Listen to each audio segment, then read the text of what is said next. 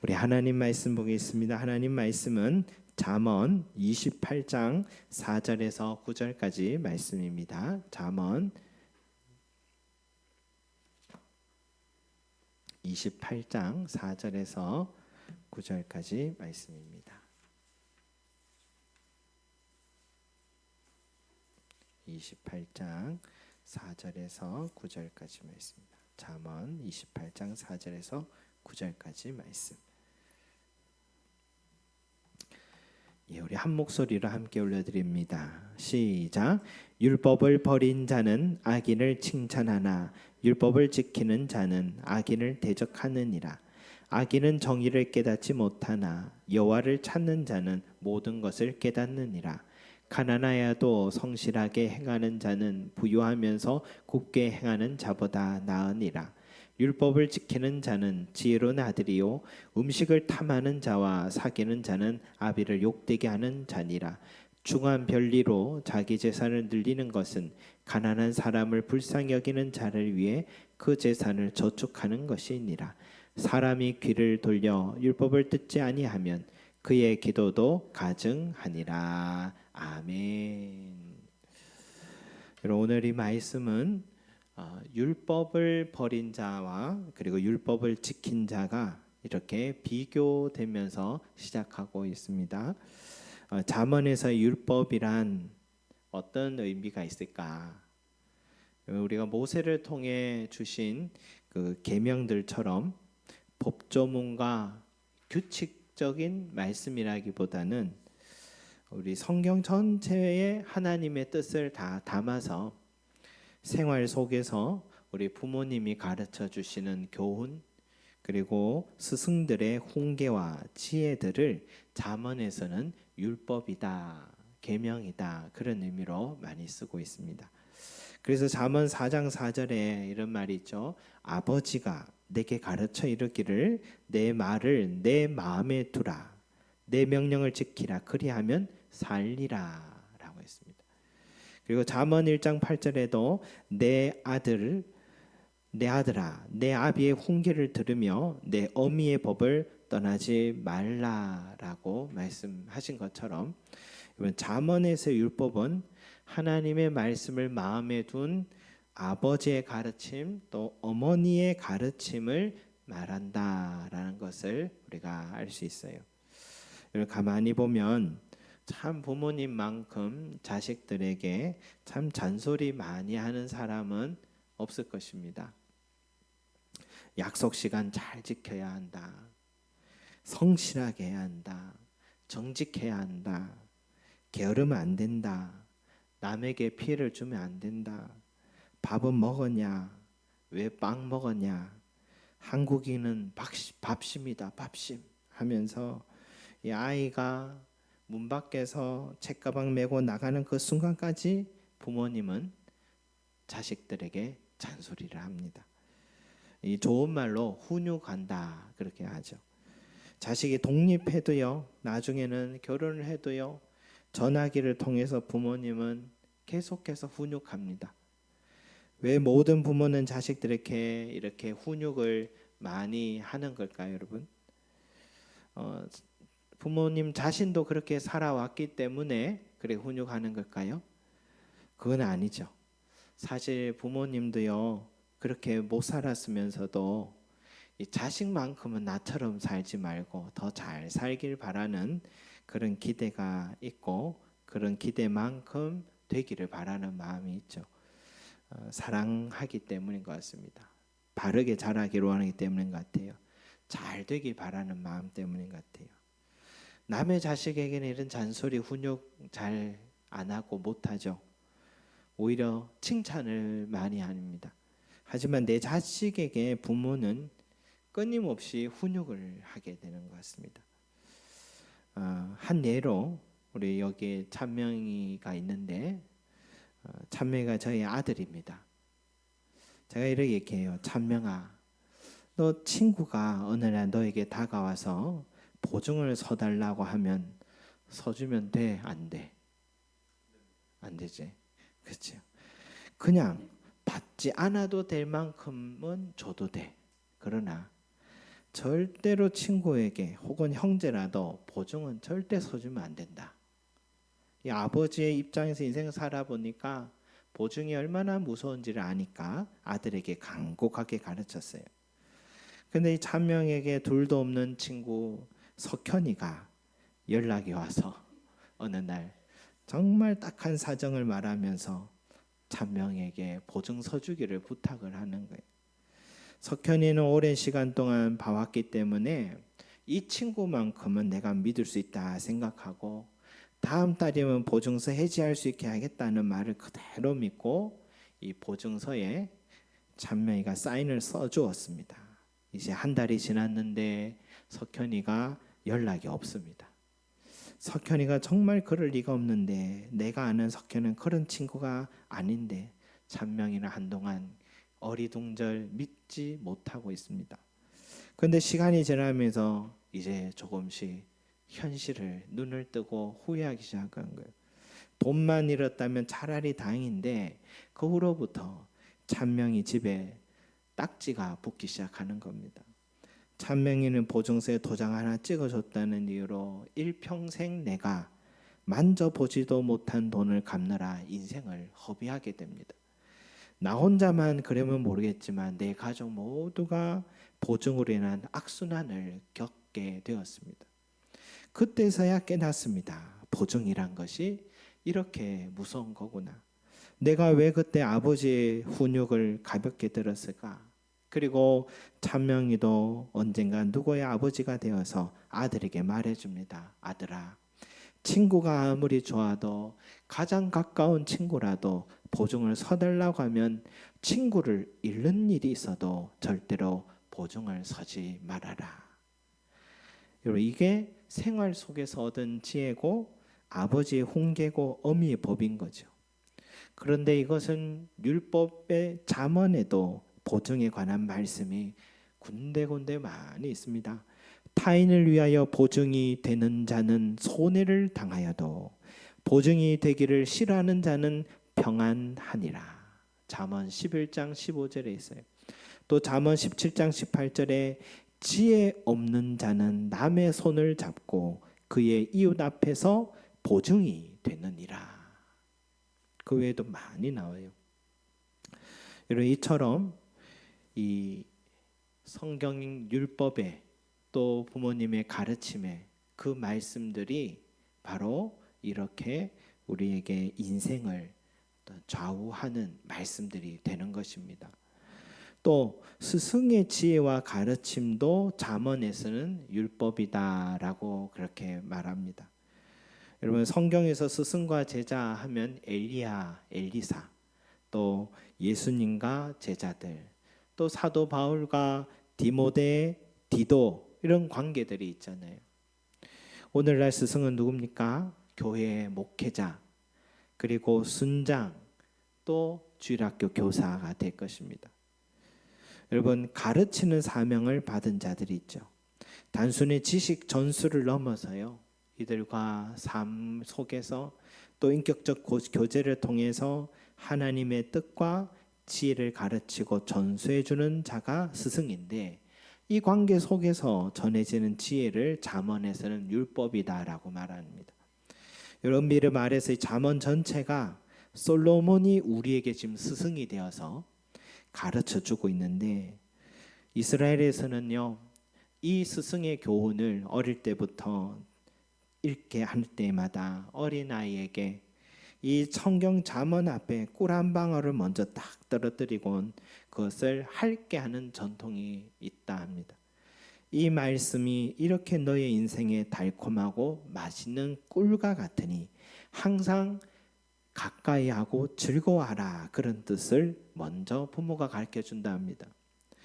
여러분, 잠언 기자인 솔로몬인 스승에게 우리 삶에 매우 실제적인 교훈들을 많이 전해주는데, 먼저 돈에 관한 지혜, 그 다음 말에 관한 지혜, 인간관계에 관한 것, 삶의 선택의 문제, 자기 관리, 술에 관한 문제, 이성의 유혹에 대한 지혜, 다양한 주제들을 다루고 있어요. 짤막한 글귀로 되어 있으니까 여러분, 이 잠언의 율법은 어디서 읽어도 상관이 없습니다. 어디서부터 봐도 상관이 없어요. 그러니까 여러분, 이 잠언의 가르침을 항상 가까이 하시기 바랍니다. 그런데 이 잠언을 많이 읽고 마음에 담아두면요, 어떤 일이 있느냐? 지혜가 생기기 시작하는 거예요. 다양한 말씀들이 있는데 여러분, 그 중에 인간관계에 대한 지혜를 하나 살펴보도록 하겠습니다. 잠언 21장 21절 22절의 말씀을 보면 21장 21절 22절 말씀을 한번 보겠습니다.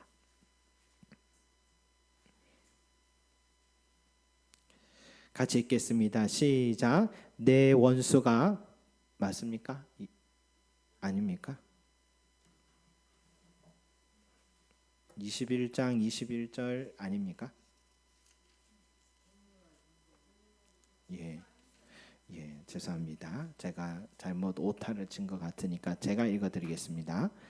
내 원수가 배고파 하거든 음식을 먹이고 목말라 하거든 물을 마시게 하라.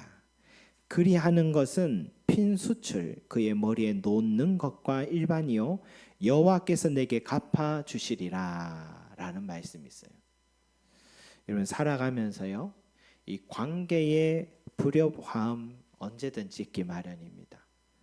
불협화음을 해결하지 않은 채로 방치하면 그건 더 큰 문제의 근원이 될 때가 참 많이 있어요. 잠언의 지혜는 우리에게 그 원수가 힘들고 어려울 때 어떻게 해야 한다? 대접해주고 그가 어려울 때는 도와주라라고 그렇게 말합니다. 여러분, 원수에게 그렇게 한다는 것은 나에게 정말 상처를 주고 손해를 입힌 자에 그렇게 한다는 것은 쉬운 일이 아닙니다. 그러나 잠언에서는 그렇게 하라 하고 그것은 그의 머리에 숯을 올려놓는 것과 같다라고 말씀하고 있습니다. 원수로 다투며 지내는 것보다 내가 먼저 손을 내밀면 오히려 이 상대가 나를 계속해 미워할 상황도 미워할 수 없는 상황으로 머리에 숯을 올려두는 것 같은 그런 상황으로 바뀌게 된다는 말씀이에요. 여러분, 내 마음에요, 오늘 이 말씀을 보아도 잠언 말씀을 보았을 때 아직 연락하기 싫은 사람이 한두 사람씩은 있잖아요. 잠언 기자의 지혜를 한번 여러분 보셨다면 들으셨다면 실천해 보시기 바랍니다. 그것도 난데없이 돋는 게 아니라 내 원수가 배고파 하거든 이라고 했으니까 원수가 어려운 상황에 처했을 때에 정말 도움이 필요할 때 도와주라 이 말씀이에요. 여러분, 이건 인간관계의 이 고도의 처세술이라고도 할 수 있겠지만 이 신앙적인 이유이기도 합니다. 왜냐하면 그 다음 말씀에 여호와께서 내게 갚아주시리라 라는 말씀하셨기 때문에 하나님께서 그 사람 대신 갚아주신다는 약속의 말씀이요, 여기도 있지만 성경 곳곳에 나타나와요. 여러분, 사람은 잘 안 변하니까 내가 먼저 손 내밀어도 바뀔 수도 있고 안 바뀔 수도 있습니다. 여전히 그 마음에 엉어리가 풀어지지 않은 사람도 가능합니다. 그럴 때면 내가 왜 그랬을까? 내가 왜 손 내밀었을까? 이 손이 원망스러울 수도 있습니다. 그러나 내가 먼저 손을 내밀어서 원수를 도와주면 하나님께서 갚아주시기 때문에 하나님 바라보면서 여러분 순종하는 것입니다. 이런 말씀 앞에서 순종해 보시기 바랍니다. 야곱이 형 에서에게 먼저 손을 내밀었어요. 요셉이 자기를 버린 형들에게 먼저 손 내밀었어요. 다윗이 원수인 사울왕에게 손 내민 건 한두 번이 아니에요. 다윗이 쫓겨갈 때에 먼 곳에서 돌 던지고 먼지를 던졌던 사람을 돌아와서 용서해 줬어요. 살려줬어요. 바울은 자기를 떠난 마가, 바울이 먼 훗날에 이를 말합니다. 마가를 불러오라. 그는 내게 유익한 자라 하면서 다시 마가를 용서합니다. 그들은 모두 다 무엇을 보았을까요? 갚아주시는 하나님을 바라보았기 때문입니다. 하나님은 역사 속에 바로 이런 율법을 지키는 자를 축복하시고 사용하신다는 사실을 여러분 꼭 기억하시기 바랍니다. 이처럼 잠언에서 말하는 율법은요, 법조문, 규칙들만을 말하는 게 아니라 하나님의 뜻을 아는 부모님이나 스승을 통해 인격적으로 젖소해주는 지혜다라고 할 수 있어요. 근데 이런 율법을 지켜야 하는 이유를 오늘 말씀에도 나옵니다. 먼저 율법을 버린 자는 4절에 보니까 악인을 칭찬한다 합니다. 율법을 버린 자는 악인을 칭찬하고, 5절에 보니까 정의를 깨닫지 못하고, 6절에 보니까 부유하기는 하나 곱게 행하고, 7절에 보니까 음식을 탐하는 자와 사귀며 아비를 욕되게 하고, 8절에 중한 별리로 자기 재산을 늘리고, 9절에 율법에 귀를 돌린다라고 말합니다. 한마디로 악인의 길에 서 있게 된다라는 거예요. 여러분, 악인을 칭찬한다 하니까 부정하고 불법한 행위에 동조한다는 말씀이 되죠. 정의가 무엇인지 모르는 악행을 쉽게 저지른다는 말이죠. 돈은 많은데 악은 행하고, 탐욕이 많은 자들을 친구로 삼고, 중한 별리라 했으니까 고리대금하면서 서민들을 착취하며 재산을 늘리고, 그리고 하나님의 말씀에 귀를 막는다라고 했습니다. 여러분, 시편 1편에 이런 자들을 시편 1편에서는 악인이라고 합니다. 악인의 결과는 뭡니까? 악인의 길에 서게 되면 그의 인생은 바람에 나는 겨와 같고, 심판을 견디지 못하며 의인들의 몸에 들지 못한다라고 시편에 나와 있습니다. 여러분, 우리 가끔은 악인들이 부러울 때가 있죠. 전쟁 중에 생명이 지금 죽어가고 있는데 그 와중에 이 베팅을 한다 하죠. 곧 협상할 거라 하면 주식이 오를 거를 알아서 뉴스 나오기 전에 누군가 그 은밀한 정보를 듣고서는 투기를 하는 이야기를 듣습니다. 전쟁으로 바닥치는 주식을 싸게 사들여서 이 평화의 소식에 기대 심리로 주가 오르면 또 팔아버리는, 그 와중에 돈 버느려고 하는 베팅하는 사람들이 바로 악인들인 겁니다. 그런데 요즘은요, 악인이어도 부유한 악인은 좀 부럽습니다.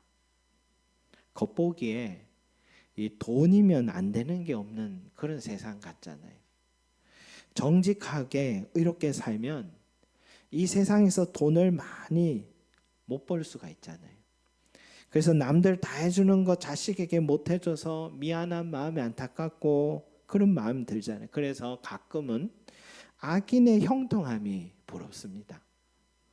돈이 많은 악인들은 살아갈 때도요, 고난도 없어 보여요. 아플 때도요, 최고의 의료시설과 의료인들을 만나서 죽을 때도요, 고통 없이 죽는 것 같아 부럽습니다. 하지만 여러분, 그 후의 삶이 있다는 사실은 우리가 잊어서는 안 됩니다. 심판이 있고 그들은 의인들의 모임에 들지 못한다라고 성경은 분명히 말하고 있기 때문에, 지금은 이 땅에서 형통한 악인이 부러운데 인생의 밤의 한순간 같다, 아침에 피고 저녁에 맺지는 풀과 같다라고 한 이 모세의 말을 생각해 보면 그들은 누구보다도 불쌍한 자들입니다.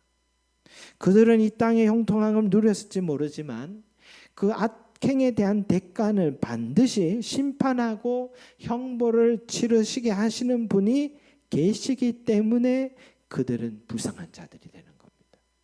그런 자들이 바로 율법을 버린 자요, 부모와 스승으로부터 들려오는 하나님의 진리의 말씀과 지혜를 외면한 자들이다는 겁니다.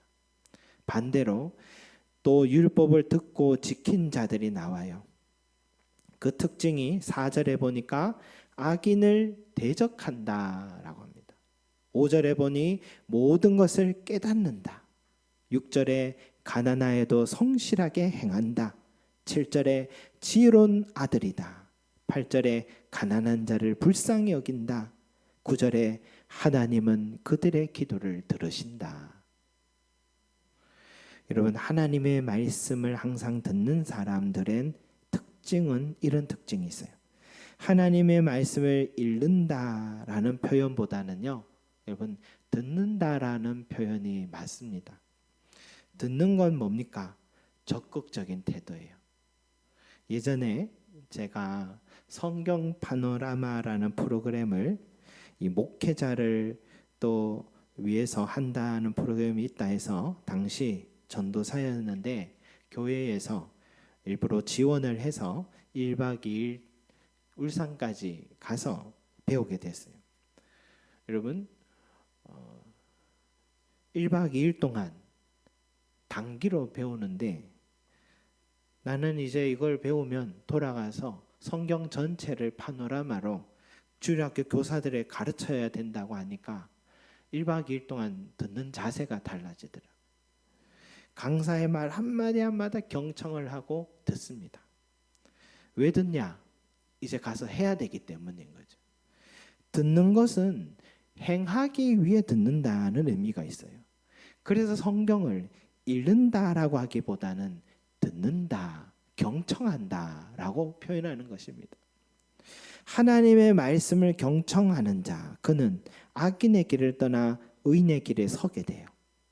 의인의 길에 서게 되면 좀 가난하기도 합니다. 가난한데 가정이 화목합니다. 가난해도 일용할 양식이 끊이지 않습니다. 매일 하늘에서 공급해 주십니다. 또 빚도 지지 않고 막 살아갑니다. 이 세상에 살면서 절제해야 되는 건 많아도 마음은 풍요롭습니다. 말씀대로 살아감 속에 누리는 기쁨이 있습니다. 그리고 하는 말과 행동이 지혜로워서 많은 이들에게 사랑을 받습니다. 또 지혜로움은 모든 걸 깨닫게 하는데 분별하는 지혜가 있어서 하나님이 기뻐하는 자리에 서 있게 됩니다. 그리고 아무리 시련이 찾아와도 그 시련을 하나님의 뜻 안에 해석하는 능력이 탁월해져서 그 마음속에 평안이 있고 인내할 힘을 갖고 있습니다.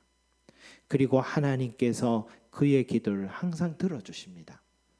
하나님은 자신의 말씀을 듣는 자의 기도는 들어주시고 자신의 말씀을 듣지 않는 자의 기도는 들어주지 않는다고 오늘 9절에 말씀하고 있죠.